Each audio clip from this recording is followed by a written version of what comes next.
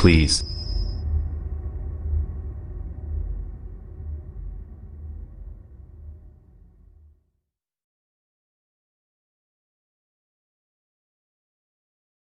सभी का अपना भाई शिक्षागृह एजुकेटर में बहुत बहुत स्वागत करता है।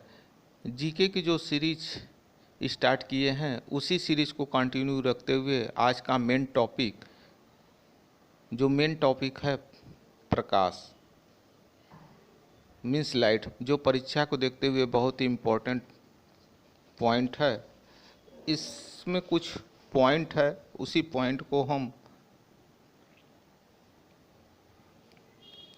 ध्यान में रखते हैं। जैसे पहला पॉइंट है, स्वयं के प्रकाश से प्रकाशित होने वाली वस्तुएं, स्वयं के प्रकाश से प्रकाशित होने वाली वस्तुएं जो होती हैं उसे प्रदीप्त वस्तुएं कहते हैं। जो स्वयं के प्रकाश से प्रकाशित होती है उन्हें प्रदीप्त वस्तुएं कहते हैं। नेक्स्ट है, प्रकाश विकिरणों की प्रकृति होती है।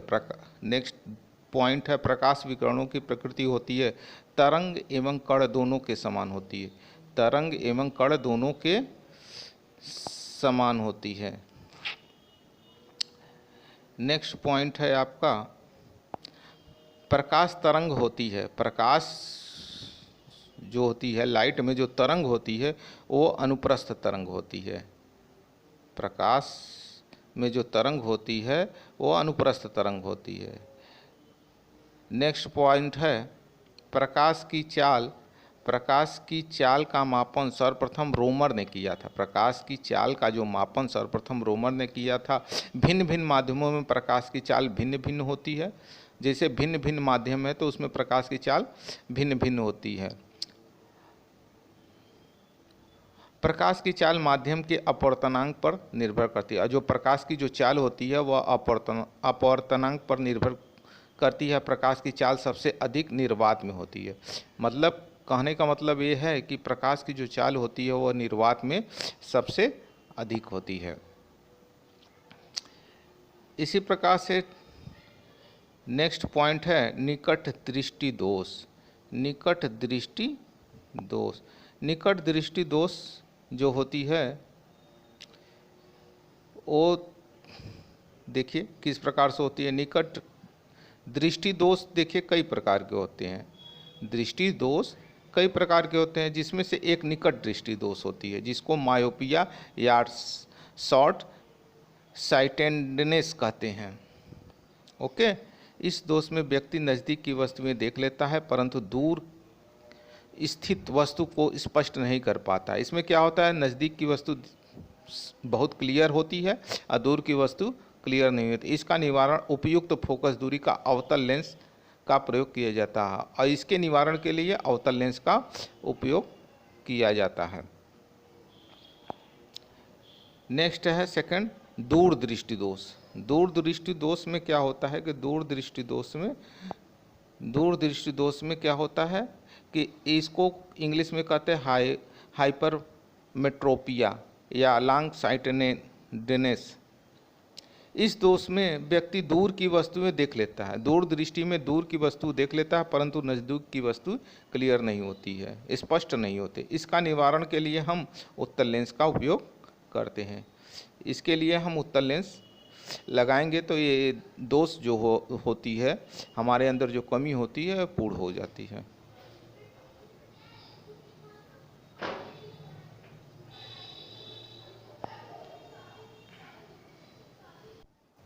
नेक्स्ट थर्ड है जरा दृष्टि दोष। इसको प्रेस बायोपिया कहते हैं। इसको प्रेस बायोपिया कहते हैं।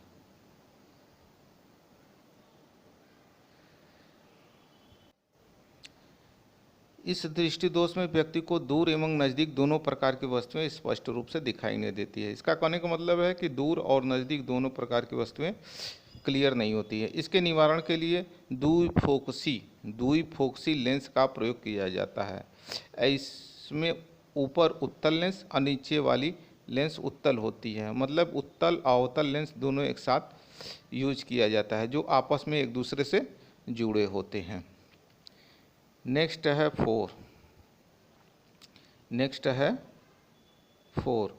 फोर, जिसे दृष्टि वैषम्य या अबिंदुकता कहते हैं।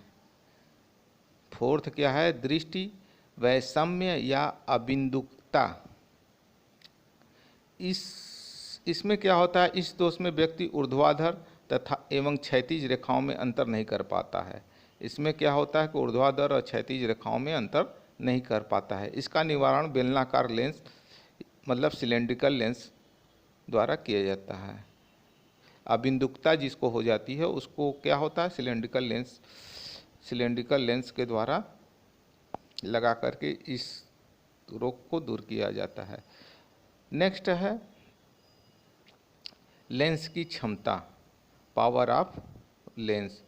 पावर ऑफ लेंस में क्या होता है कि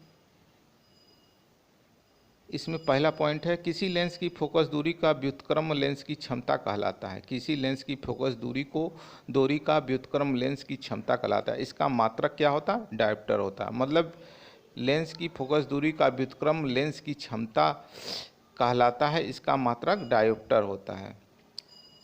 नेक्स्ट पॉइंट है, धूप के चश्मे की क्षमता शून्य डायोप्टर होती है। धूप में जो चश्मा यूज किया जाता है उसका डायोप्टर शून्य होती है। नेक्स्ट पॉइंट है, उत्तल लेंस की क्षमता धनात्मक जबकि अवतल लेंस की क्षमता ऋणात्मक होती है। तो जो उत्तल लेंस होता है वो धनात्मक प्रकृति का होता है, अवतल लेंस क्या होता है? ऋणात्मक प्रकृति का होता है।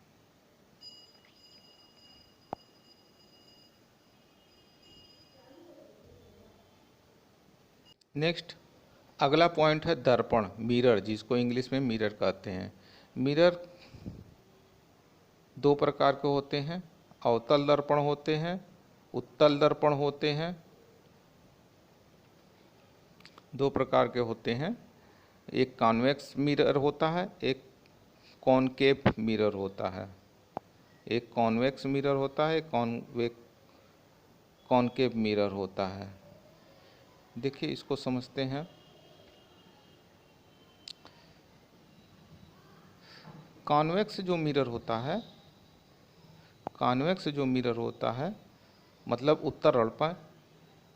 कॉन्वेक्स मिरर का उपयोग हम कहाँ करते हैं? ड्राइवर के बगल में सड़क पर लगे परावर्तक लैंपों में किया जाता है। ड्राइवर के जो साइड लाइट लगी होती है, साइड जो मिरर होती है वो उत्तल दर्पण होता है।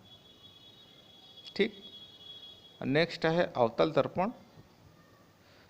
कॉनकेव मिरर का प्रयोग सोलर कुकर, गाड़ियों की हेडलाइट, सर्च लाइट, दाढ़ी बनाने में किया जाता है।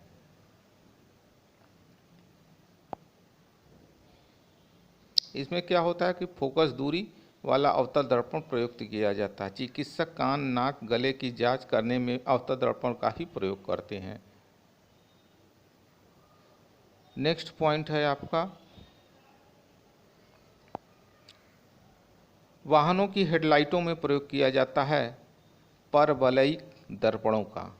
वाहनों की जो हेडलाइट में प्रयोग किया जाता है, वाहन की जो हेडलाइट होती है उसमें परवलयिक दर्पण का प्रयोग किया जाता है। इस प्रकार से अब देखते हैं समतल दर्पण। प्लेन मिरर होता है समतल दर्पण। इसमें क्या होता है?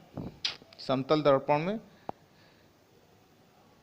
यदि दो समतल दर्पण समांतर स्थिति में हो तो उनके बीच रखी हुई वस्तु के प्रतिबिंब की संख्या अनंत होगी। यदि दो समतल दर्पण समांतर स्थिति में हो तो उनके बीच रखी वस्तु की प्रतिबिंब की संख्या अनंत होगी। यदि दो समतल दर्पण लंबवत स्थित हो तो उनके बीच की रखी वस्तु के प्रतिबिंबों की संख्या 3 होगी।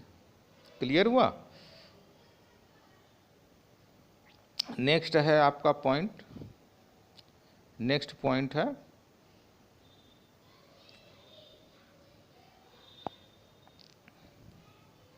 वन पॉइंट फाइव मीटर लंबे व्यक्ति को अपना संपूर्ण प्रतिबिंब देखने के लिए आवश्यक समतल दर्पण की न्यूनतम लंबाई होगी 0.75 मीटर। मतलब 1.5 मीटर लंबे व्यक्ति को अपना संपूर्ण प्रतिबिंब देखने के लिए आवश्यक समतल दर्पण की दर्पण की न्यूनतम लंबाई होगी -0.75 मीटर। ठीक, नोट इसमें देख लेते हैं। नोट क्या है कि समतल दर्पण में संपूर्ण प्रतिबिंब देखने के लिए दर्पण की लंबाई वस्तु की लंबाई की कम से कम आधी होनी चाहिए। समतल दर्पण में संपूर्ण प्रतिबिंब देखने के लिए दर्पण की लंबाई वस्तु की, जो वस्तु होती है उसकी लंबाई का कम से कम आधी होनी चाहिए। नेक्स्ट है आपका रंग, कलर से संबंधित देखिए कुछ कॉन्सेप्ट क्लियर करते हैं। कलर में देखिए प्राथमिक रंग कौन सा है, प्राथमिक रंग कौन से हैं, तो प्राथमिक रंग में लाल होता है, हरा एवं नीला होता है। प्राथमिक रंग में लाल, हरा व नीला होता है। प्रकाश का रंग निर्भर करता है, प्रकाश का जो रंग होता है वो किस पर निर्भर करता है, प्रकाश का रंग निर्भर करता है तरंग दैर्ध्य पर। नेक्स्ट पॉइंट, सबसे अधिक तरंग दैर्ध्य होती है, सबसे अधिक तरंग दैर्ध्य लाल रंग की होती है। नेक्स्ट पॉइंट है, जब प्रकाश के लाल, हरा व नीला रंगों को समान अनुपात में मिलाया जाता है तो परिणामी रंग होता है सफ़ेद। मतलब कि जब प्रकाश के लाल, हरा व नीला रंगों को समान अनुपात में मिलाया जाता है तो परिणामी रंग जो होता है वो सफ़ेद होता है। नेक्स्ट है, प्रिज्म से गुजरने पर सबसे अधिक विचलन दर्शाता है बैगनी रंग। प्रिज्म से जब प्रकाश को गुजारा जाता है तो उसमें बैगनी रंग सबसे अधिक क्लियर होता है। नेक्स्ट पॉइंट है, किसी अपारदर्शी वस्तु का रंग उस रंग के कारण होती है जिसे वह परावर्तित करती है। किसी अपारदर्शी वस्तु का रंग उस रंग के कारण होती है जिसे वह परावर्तित करती है। नेक्स्ट है, हरे पत्तों वाला पौधा लाल प्रकाश में देखने पर दिखाई देता है काला। मतलब हरे पत्तों वाला यदि कोई पौधा होता है और उसे लाल प्रकाश में देखा जाता है तो किस कलर का दिखाई देता है, काला दिखाई देता है। क्लियर हुआ?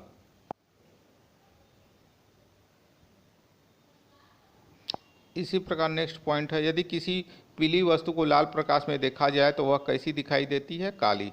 यदि किसी की पीली वस्तु को लाल प्रकाश में देखेंगे तो कैसा दिखाई देगी, काली। इंद्रधनुष में रंगों की संख्या कितनी होती है, इंद्रधनुष में रंगों की संख्या 7 होती है, 7 होती है। इंद्रधनुष में किनारों पर रंग होते हैं बैगनी और लाल। इंद्रधनुष में किनारों पर रंग जो होते हैं वो बैगनी होते हैं और लाल होते हैं। दर्पण एवं लेंस द्वारा बनने वाला प्रतिबिंब, मतलब कि दर्पण एवं लेंस द्वारा बनने वाला प्रतिबिंब होता है। कुछ पॉइंट है उसको भी देख लेते हैं। कॉन्सेप्ट क्लियर हो रहा है ना?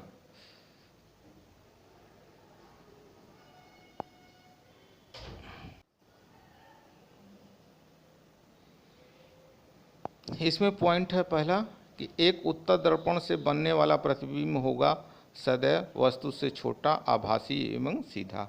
एक उत्तल दर्पण से बनने वाला प्रतिबिंब होगा सदैव वस्तु से छोटा, आभासी एवं सीधा। नेक्स्ट सेकंड पॉइंट है, एक समतल दर्पण से बनने वाली प्रतिबिंब होगी वस्तु के बराबर, आभासी एवं पार्श्व एवं उल्टा। मतलब कि एक समतल दर्पण से बनने वाला प्रतिबिंब होगा वस्तु के बराबर, आभासी एवं पार्श्व।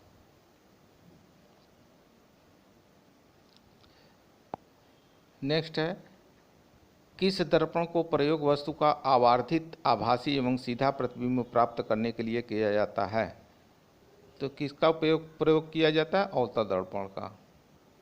नेक्स्ट है, एक अवतल लेंस से बनने वाली प्रतिबिंब होगा सदैव आभासी। एक अवतल लेंस से जो प्रतिबिंब बनेगा हमेशा क्या होता, आभासी होगा।